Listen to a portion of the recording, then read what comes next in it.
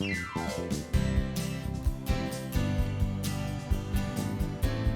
are connected, and you are listening to Specifically for Seniors, the podcast for those in the Remember When generation.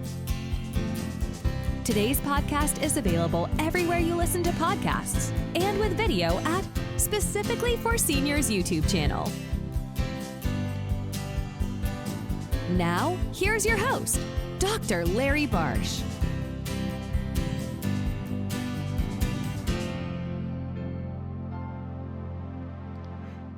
This message comes from Specifically for Seniors sponsor, snoozer.com. That's SNEWSER.com, the up-to-date news site for older adults. Stay current with all the news with just one click at snoozer.com. We have a special treat for you today on Specifically for Seniors. We're going to be talking about a new play that's presented by Firehouse Center for the Arts and Ipswich Art Association on October 12th through the 15th, 2023 at Firehouse Newburyport. We'll be talking with the playwright, the director, and the two actors about themselves and the play. The playwright is Doug Brendel. Doug is a playwright, novelist, essayist, actor, and speaker. His most recent works include the upcoming world premiere stage comedy Best If Used By, as well as the humorous, multiple award-winning novel Praying for Mrs. Mombasa, and the novel Pleasure and Power. Doug, welcome to Specifically for Seniors. Thank you, Larry. Happy to be with you. It's good to have you on. Hey, Doug, tell us more about your background. You're an actor by profession? No, I'm not an actor by profession.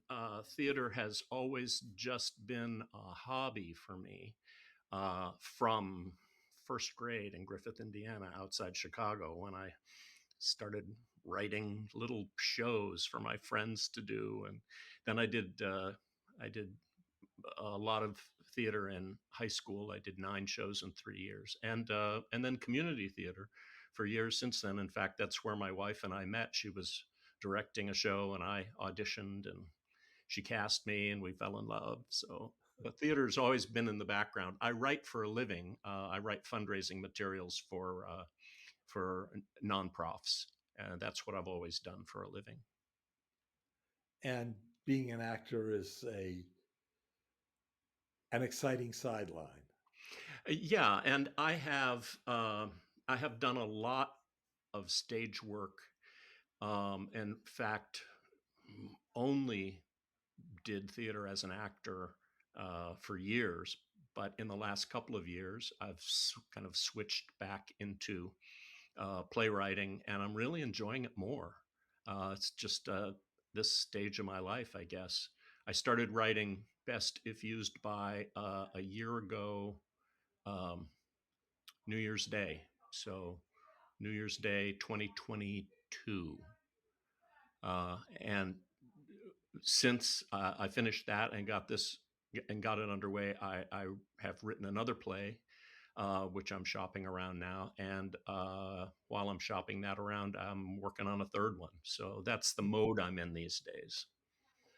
So tell us about the play Best If Used By. What's it all about?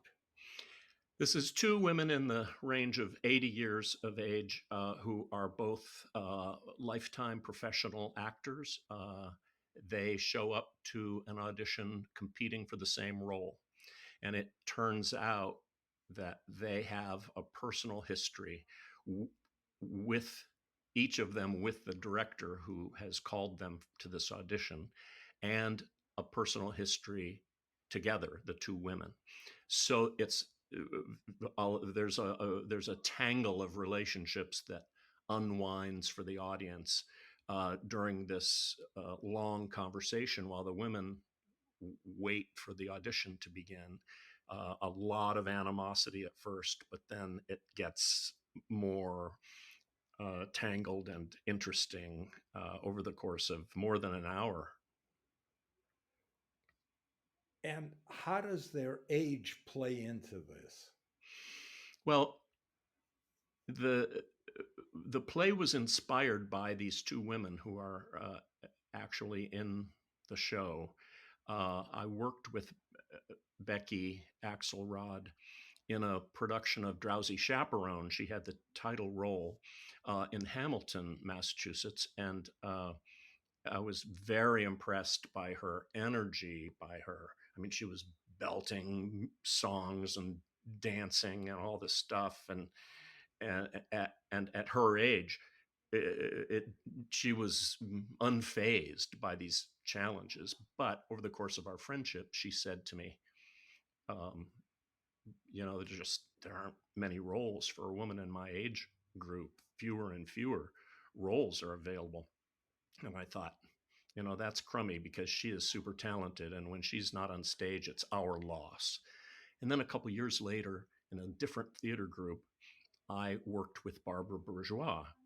And she's even older than Becky and was in a play about Salem witch trials. She was one of the accused, and she threw a fit. She had to climb on furniture and crawl around on the floor. And the rehearsals were brutal. The director just had us doing the scene over and over and over. And Barbara was unflappable. We were all exhausted, and she was going strong. But over the course of our friendship, she said similarly, there's just not many roles for someone in my age group. And a light kind of went on in my head. And I thought, what if I wrote a show for these two talented women? They didn't know each other. So, and I didn't have a story. I just had this vague idea to write a show for them. So I invited them both to lunch, introduced them to each other. And I told them basically what I just told you, that they had inspired me to try to write a show for them. And did they want to be involved in the development of the script? And they were both horrified by the idea of being involved in the writing. They were like, show us the script, give us the schedule, workhorses. So I said I would rearrange my professional schedule. This was August of 2021. And I said, starting in the new year, I'll take a day a week and I'll work on the play. I don't know how long this will take. I don't know what will come of it. I didn't have a story in mind yet. And I said, I'll just report to you once a month and let you know how it's going. So that's the way it began. And 10 weeks later, I had a first draft to show them, and they liked it. And I showed it to my wife, Kristina, who's a very good director, and she said the 5 magic words: "I want to direct this." So that's how we got it underway. And the story is about these two women who urgently want the same role because there are so few roles available to them, and they have been actors their whole lives. So you learn over the course of the conversation that they have felt the increasing pressure of how their aging is affecting their careers, and their responses to this phenomenon are, a big part of the story. But I wanted these characters to clearly demonstrate to us and remind us that people, as we age, we don't become less human. We don't love less. We don't feel less, even though society has this tendency to treat aging as diminishing in our humanity. And these women are fighting back against that for a bunch of different reasons. But I have to say, I'm pleased with the punch the story packs. I feel like we're swinging a big bat against anti-elderly discrimination. So That the was a play long is. answer to a short question. Oh, no, no, no. Thank you. Uh, the play is about the problems we all face with aging Yeah, and ageism in this society. exactly. Exactly. A- and it just it helps that the characters in the story are actors, because this the fact that they've made their living performing gives us a lot of opportunity to explore the the masks that we put on, that society forces us to put on as we age, and how we deal with that. I mean, in that line of work, if you're a professional actor, I mean, you're being judged for how you look and move and sound, and you're sort of, I guess I would say, stuck with who and what you are. I mean, an 80-year-old actor can't play a 25-year-old part. So there's all of that stress in that profession. This story, because of the characters' vocations, kind of crystallize these issues um, more strongly than if they were, you know, uh, teachers or secretaries or something. So they're really more than actors, they're playing their own lives Yeah, in the play. yeah, in a way, and inevitably these two women lapse into some nostalgia, remembering shows they did together, or like throwing back and forth competing lists of the shows they had done, the roles that they did in the show. They recount uh, shows that they've done repeatedly in different cities over the years, but playing different roles, because when they first did it 50 years ago, they were the ingenue, and then they were the mom, and then they were the alcoholic auntie, and then they were grandma, and expressing some sadness over the remembering the good old days. But yeah, this is like a chronicle my my aging, because I'm playing different roles, these different roles necessarily in the same show. Let's get a different perspective. I'd like to introduce the show's director and Doug's wife, Kristina Grundmann. Kristina has been involved in theater throughout her life, and all that experience has prepared her well for her current positions as artistic director for Castle Hill Productions, as well as her work for the trustees as cultural programs coordinator at Castle Hill on the Crane Estate in Ipswich, Massachusetts. Her passion for the stage and her education in literature have created an urgency to see stories told in compelling ways. Kristina, welcome to Specifically for Seniors. Well, thank you for having me. Was this the first time you directed a play written by your husband? Well, it's the first full-length play. We've done sketch drama and comedy in the past, so I've worked with his material before, but this is the first full-length piece we've done. During the production, as directed, did you always agree with him in the way you were directing his lines? No, no. Bring in the counselor.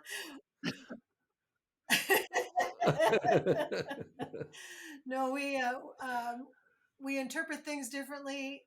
Um, the a script is they, in relating it to music, the playwright is the composer, and he writes a score, and then he hands it to the director, who then interprets it through the conductor interprets it through the orchestra, and the conductor will change the sound based on the talent or the strengths of their musicians. And it's the same way in theater.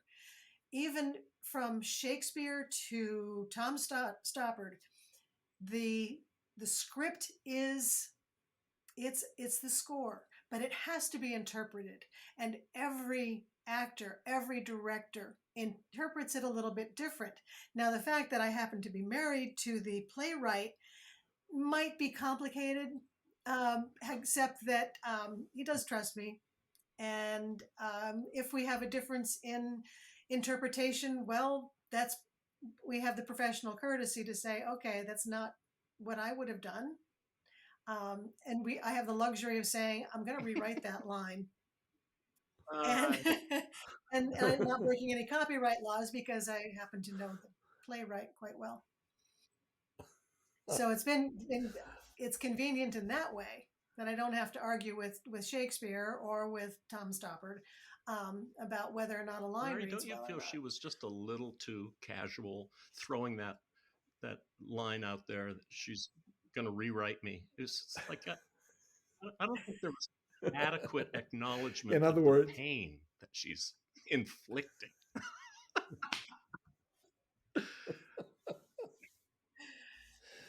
I didn't think it was going to go this way. I have witnessed her directing in so many productions over the years, and I really trust her.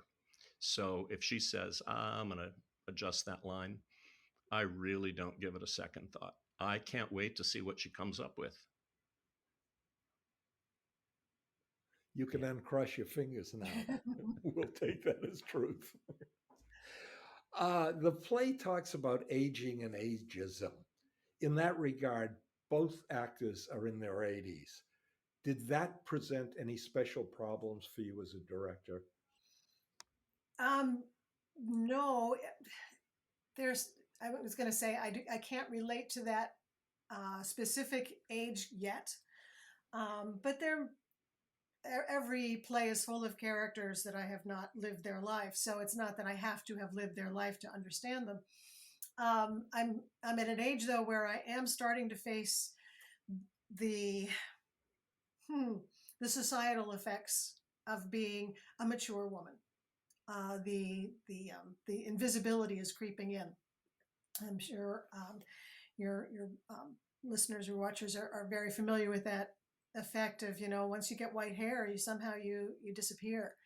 And so I understand it, and I see very clearly how there is, Becky Axelrod has actually auditioned for me before, and I've not had enough roles to give to the mature women who don't do audition. There's only so many that are available. I can't cast her as Juliet,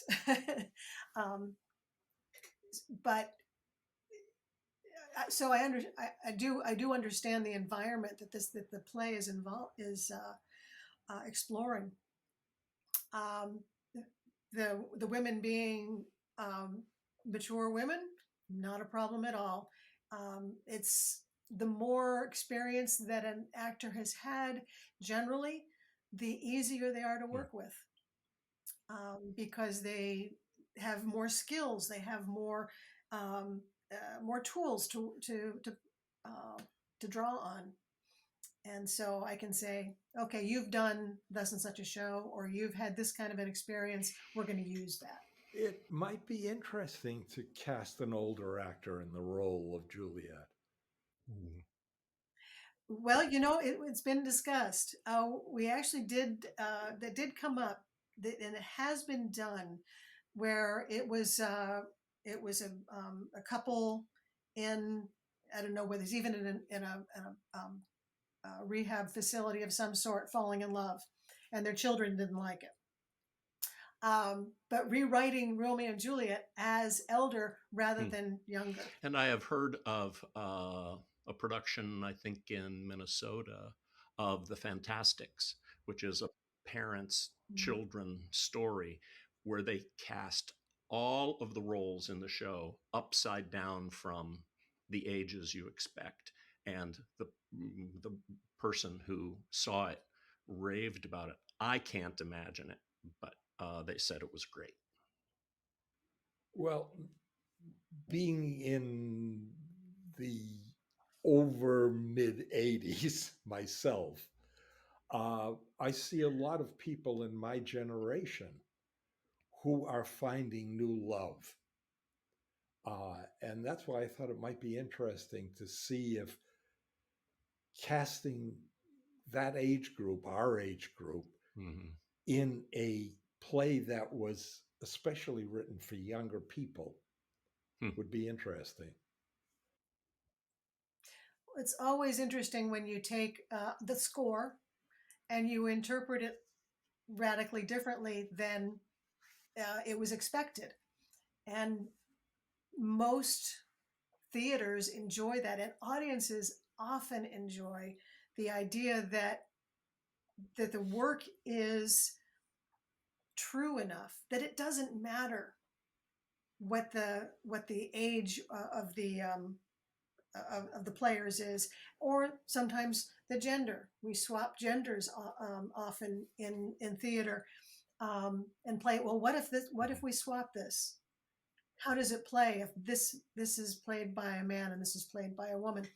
And the idea of playing those same games with age, I think is very valid, especially as we are healthy and emotionally strong going into our 80s and 90s. Why not? We're still humans. We're still living. We're not done.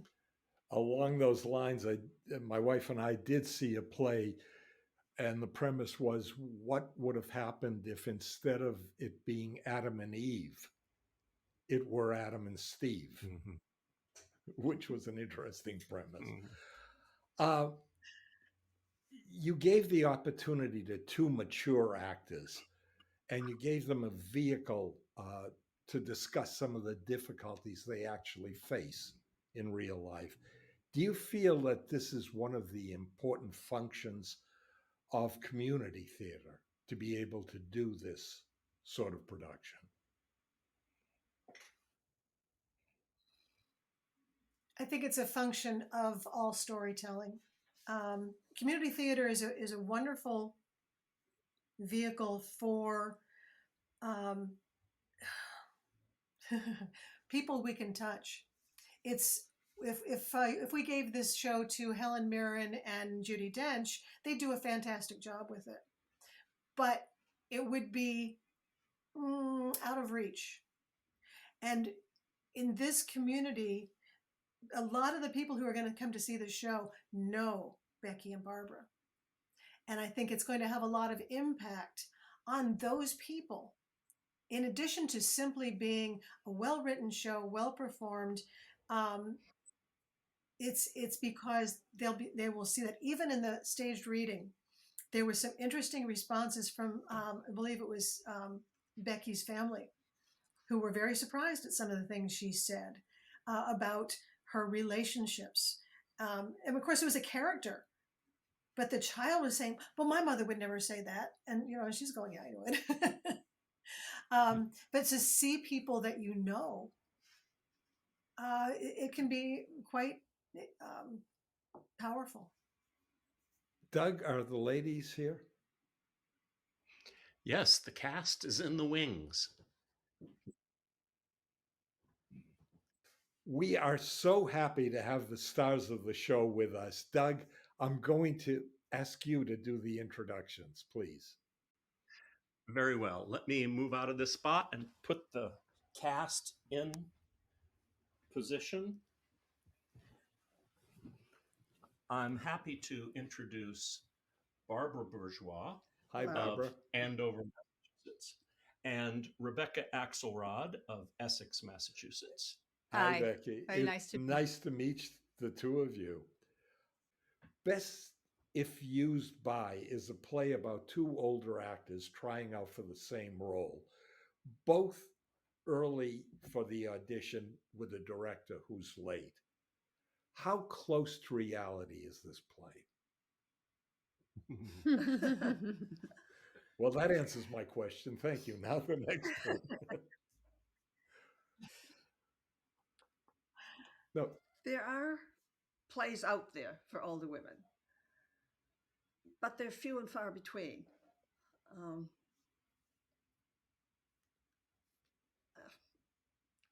I guess at my age, I keep looking for scripts that are appropriate, and you don't always find them. So this play it's wonderful. I'm really so thrilled to be a part of it. Absolutely. Although there are some exceptions. Earlier this year, we got to do parts in a Carol Churchill play, which was also written specifically for elder women. So it's been quite an unusual year. And I look forward to being able to do it fully out. As Doug mentioned, we did a staged reading last year, and so it's been fun and rewarding to get to put it on its feet, so to speak. What's each of your personal takes on aging and ageism?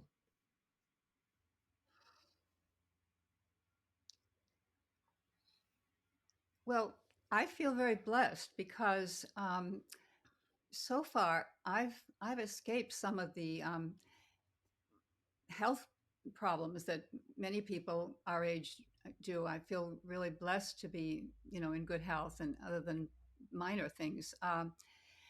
But in the culture, the play speaks about people seeing through you, and not feeling as though they have to care for you, or different reactions from people of different ages. And I do see that in the culture, of course. I agree with Becky. I feel blessed as well. I live alone, take care of my own house. I'm very fortunate to have children that live not too far away, tons of friends, and I feel I'm very active. I'm doing theater, I do artwork.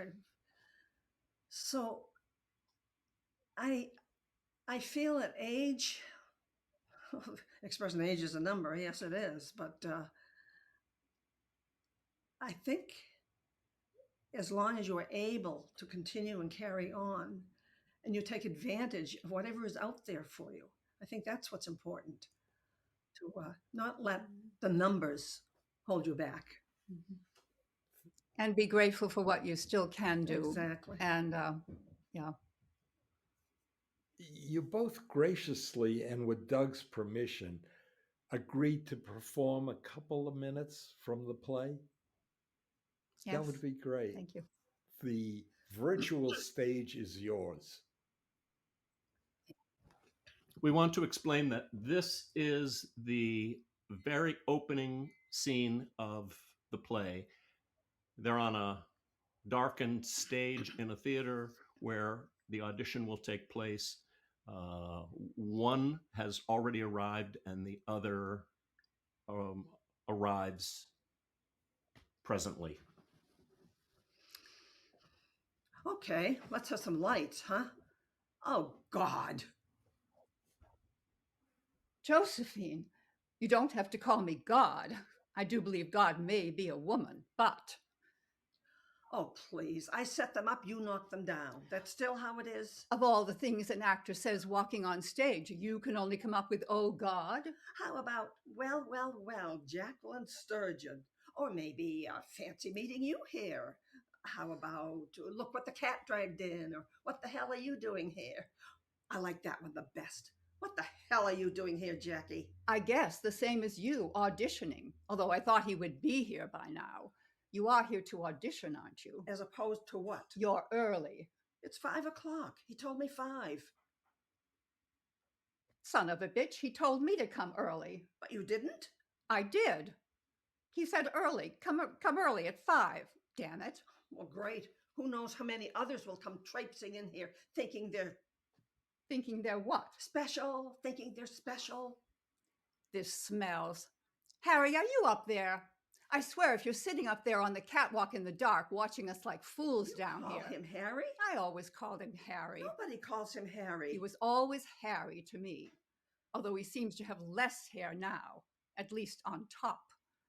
When did you start calling him Harry? Oh, back in the day. That's no answer. Everything is back in the day.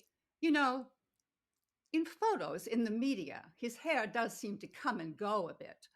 I wonder if his people Photoshop everything they can, but they can't quite catch everything that goes out.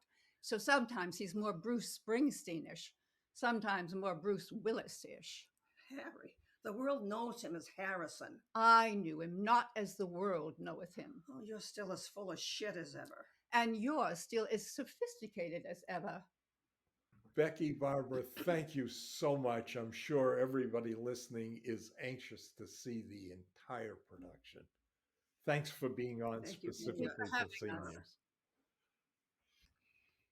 Thank you, Larry. I appreciate it very much. What's the message you're trying to get across with the play? I think, put simply, it's that people, as they age, retain their value and their dignity, their humanity, and they have important contributions to make to our lives. Thank you for that. Coming from someone in the generation you're portraying. What does the future hold for the play? What would you like to see happen with it? I hope we sell out all 5 performances, and and then I plan to shop the script around, and hopefully other theater groups will pick it up and produce it. I'm eager to see what other groups can do with it. I feel like this play makes an important enough statement that I will shamelessly promote it. I think it will do good wherever it gets produced.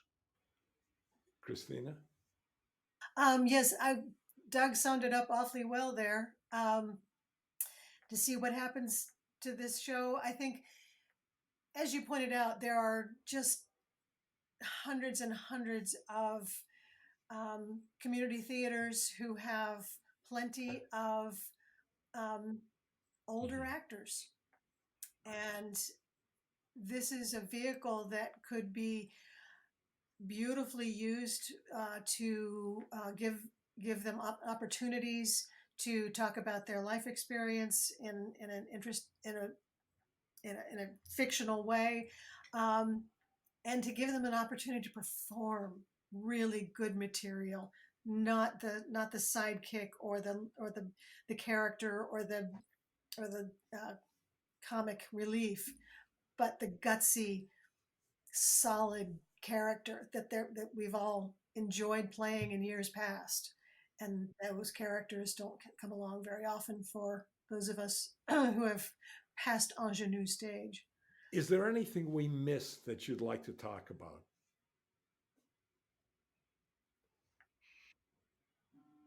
Nothing on my list. I would just say,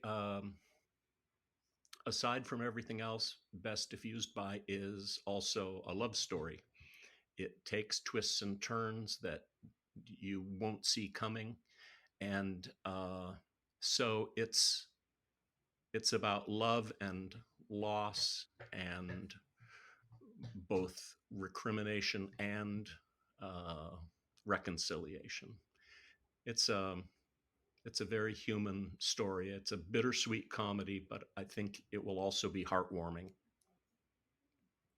Tell us again where the show is opening, when it's opening, and how to get tickets.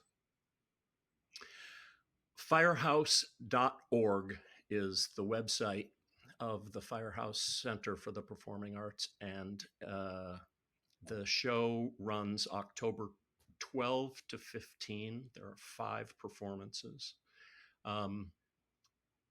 At firehouse.org, if you click on events, you can choose theater, and that's where Best Diffused By will show up.